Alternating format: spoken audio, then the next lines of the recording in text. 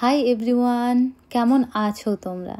তো আজকে আমরা কিন্তু দুজন মিলে চলে যাচ্ছি আমাদের নতুন বাড়িতে, যেখানে আমরা থাকবো। আর তোমাদেরকে এই ভিডিওটাতে দেখাবো যে সুইডেনের রুম ছাড়ার আগে আমরা ঠিক কিভাবে পরিষ্কার করতে হয়, আমাদের কিভাবে পরিষ্কার করতে হচ্ছে সেই সম্বন্ধে। আর এই দেখো, আমাদের 4টে ট্রলি প্লাস 2টো ঘাড়ের ব্যাগ ফুলভাবে লোড। আর আমাকে দেখেই বুঝতে পারছো আমি প্রচণ্ডই টায়ার্ড। তাতে এটা আমরা প্রথমবার যাচ্ছি, ভাবো একবারে যদি আমি এতটা টায়ার্ড হয়ে যাই, বাকিগুলো তো রয়েছে। তো এবার চলো শুরু করা যাক।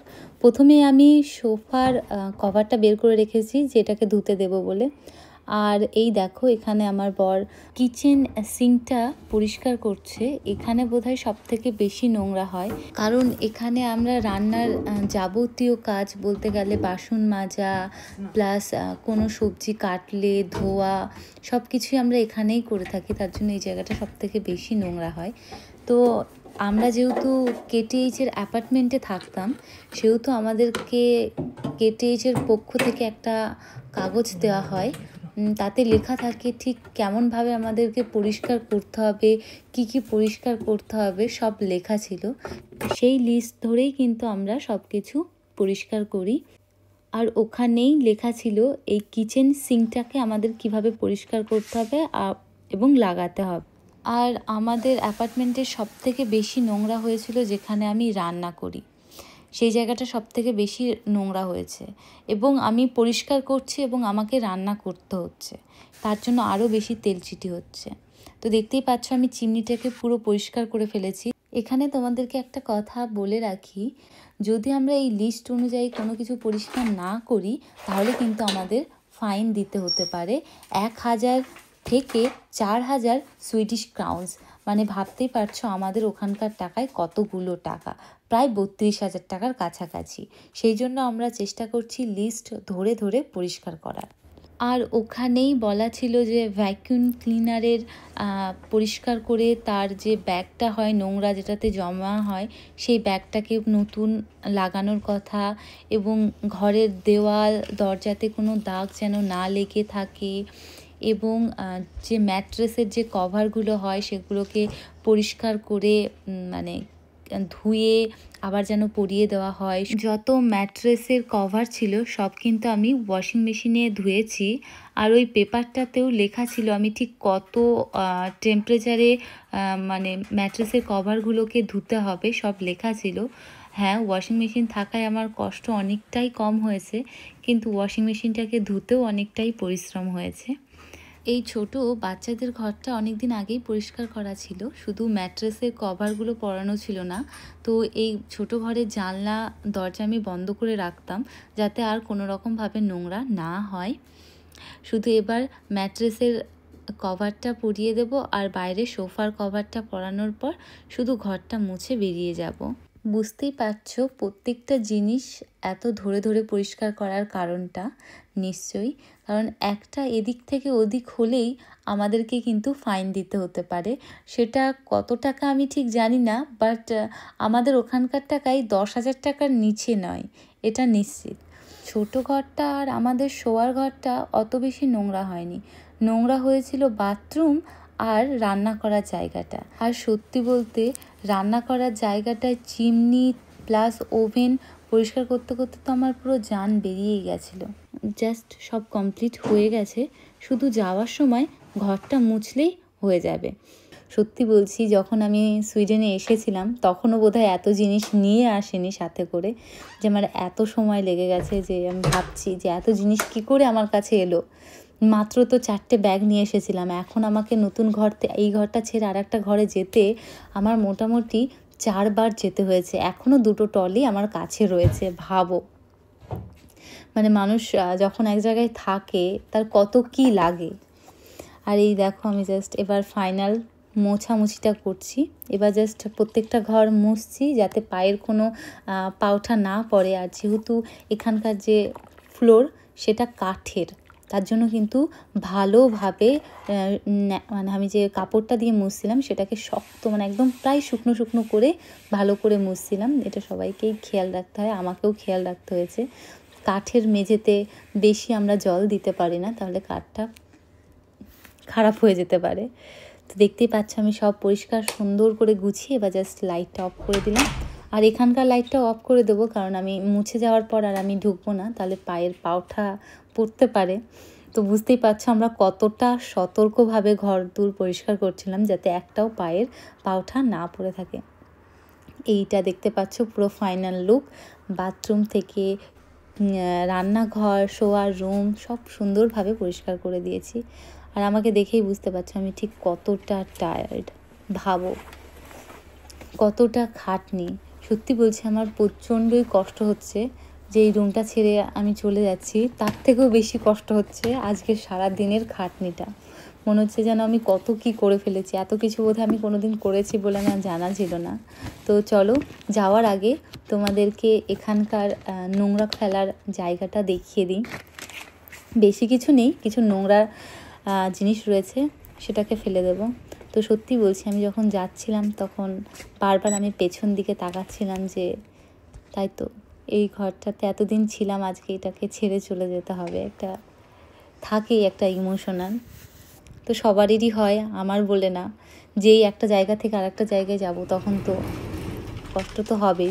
যতই নতুনটা ভালো হোক তবু পুরোনোর জন্য একটু মন খারাপ হয়েই থাকে। তো দেখতে পাচ্ছ আমার হাতেই যে দুটো পেপার রয়েছে সেটা আমি নিচে ডাস্টবিন ঘরে গিয়ে ফেলবো। তো কষ্ট হচ্ছে ঠিকই, কিন্তু তার থেকেও বেশি খাটনি হয়েছে মনে হচ্ছে আমার। তো এখানে সব থেকে মিস করবো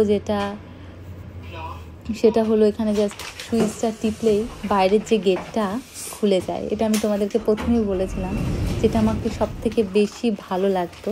তো এই দেখো আমি লাস্টবারের মতো এটাকে প্রেসও করছি আর মনটাও খারাপ করছে যে জানি না আবার এই রুমটাতে আমি কোনোদিন আসতে পারবো কি পারবো না। আর তোমাদেরকে তো আগেই বলা থাকে, একবার চাবি আমি যদি এখানে দিয়ে দিই তারপরে চাবি ছাড়া এই অ্যাপার্টমেন্টগুলোতে ঢুকতে কিন্তু পারবো না, যদি না কেউ ভিতর থেকে গেট খুলে দেয়। আর এখানে যে ডাস্টবিন ফেলার যে ঘরটা রয়েছে নোংরা ফেলার, সেখানেও কিন্তু লক সিস্টেম করা রয়েছে। এখানে আমাকে চাবিটা টাচ করতে হবে, তবেই কিন্তু তোমার দরজাটা খুলবে, ঠিক এরকমভাবে জাস্ট হালকা একটু ঠাকালেই হয়ে যাবে। চলো তোমাদেরকে দেখিয়ে আসি যে সুইডেনের নোংরা ফেলার ঘর কীরকমও হয়। তো এখানে দেখতে পাচ্ছ প্রত্যেকটার আলাদা আলাদা করে জায়গা করা রয়েছে। কোনটাতে কাঁচ ফেলবে, কোনটাতে জামা কাপড় ফেলবে, কোনটাতে নিউজ পেপার, কোনটাতে এরকম ধরনের পেপার, কোথায় ডিমের খোসা প্লাস প্লাস্টিক, কোথায় খাবার ফেলবে। এই যে ব্রাউন কালারের ধূপগুলো যেগুলো দেখতে পাচ্ছ এগুলোতে কিন্তু সব খাবার ফেলতে হয়। আর বাকি সব প্লাস্টিক, জামা কাপড়, বিভিন্ন জিনিস, কাঁচের জিনিস, কাঁচের বাল্ব কোথায় ফেলতে হবে। যেহেতু আমার ট্রলিটা এই দিকেই আছে সেই জন্য আমি কিন্তু এই দিক দিয়েই বেড়াতে হবে। এখন কিন্তু রাত্রি প্রায় 12টা কি 12:15 হবে, আমি ঠিক জানি না। আর ওই দেখো আকাশের চাঁদ, আধ খাওয়া চাঁদ, বেশ ভালোই লাগছিল, উপভোগ করছিলাম। এখন মনে হচ্ছে যে কখন বাড়ি যাব আর কখন জাস্ট ঘুমোবো একটু, এতটাই টায়ার্ড আমি।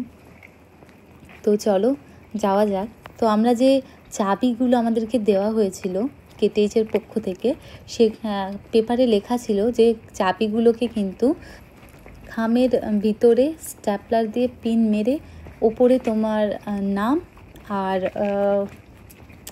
রুমের নাম্বার দিয়ে চাবিটা কিন্তু একটা লাল বক্স রয়েছে যেরকম চিঠিপত্র ঢোকায়, ঠিক সেখানে গিয়ে ফেলে দিতে হবে। সেটা রয়েছে কিন্তু কেটিএইচ এন্ট্রির সামনে, সেখানে গিয়ে আমরা এটা ফেলে দেব। আমাদের যে খামে করে চাবিটা দেওয়া হয়েছিল আমরা সেই খামটা রেখে দিয়েছিলাম, আমরা সেই খামে করেই কিন্তু চাবিটা ওই লাল বক্সে ফেলে দেব। এই খামটা হারিয়ে গেলেও কোনো ব্যাপার নেই, তোমরা নিজেরা খাম কিনে বা বানিয়ে দিলেও হবে। এই দেখো আমরা চলে এসেছি রেলওয়ে স্টেশনে। এটা কিন্তু একদমই কেটিএইচের সামনে, বলতে পারো কেটিএইচে যারা কাজ করে বা পড়াশুনো করে তাদের জন্য কিন্তু এই দিকে ঘর ভাড়া নেওয়া খুবই ভালো। যেমন 27, 28 আর 29 লাইনের যে কোনো ট্রেনই কিন্তু ডাইরেক্ট এই কেটিএইচ থেকেই ছাড়ে আর এইদিকে সোজা যায়। আমি জানি না এর এন্ড কোথায়, তো আমরা ধরবো এখন 27 নম্বর ট্রেন, যেটা আমাদের আমরা যেখানে থাকি সেখানে যাবে, রসল্যাগ ন্যাসবি। তো তার জন্য আমরা কিন্তু 27 নম্বর ট্রেনটাই ধরবো। তো দেখতেই পাচ্ছ সুইডেনের লোকাল ট্রেন কীরকম হয়, ঠিক যেমন আমাদের মহারাষ্ট্রে রয়েছে সেরকম। তো এখন আমরা পুরো ট্রেনে বসে রয়েছি, আর বুঝতেই পারছো। আর আমার হাতে রয়েছে মাছ ধরার ছিপ আর ঘর ঝাড় দেওয়ার ঝাড়ু। সুইডেনের এরকমই ঝাড়ু পাওয়া যায়। আর এই দিকে আমার বর গালে হাত দিয়ে কী যেন ভাবছে, আমি তো নিজেও জানি না।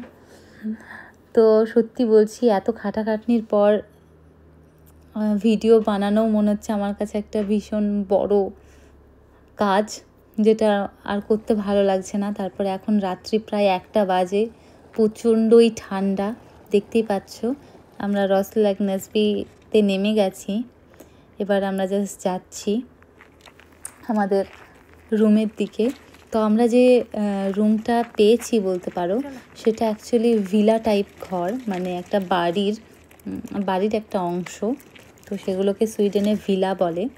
তো সেরকম বাড়ি একটা ভাড়া পেয়েছি। তো সেই সব গল্প হবে অন্য কোনো দিন। এখন আপাতত যেমন তেন প্রকারে এই 4টে লাগেজ নিয়ে বাড়িতে ঢুকতে পারলে হয়। বুঝতেই পারছো, 4টে ট্রলি, তারপর আবার ফুল লোড। এইবার নিয়ে আমরা টোটাল 5বার যাতায়াত করলাম, কারণ আমার গিটার আছে, তোমরা সবাই জানো, ওটা একাই একটা লাগেজ। আজ এই পর্যন্তই, টাটা, বাই বাই।